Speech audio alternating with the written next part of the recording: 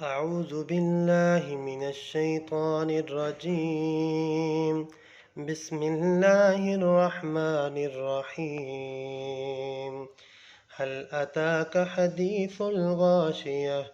وجوه يومئذ خاشعة عاملة ناصبة تصلى نارا حامية تسقى من عين آنية ليس لهم طعام إلا من ضريع لا يسمن ولا يغني من جوع وجوه يومئذ ناعمة لسعيها راضية في جنة عالية لا تسمع فيها لاغية فيها عين جارية فيها سرر مرفوعة وأكواب موضوعة ونمارق مصفوفة وزرابي مبثوثة.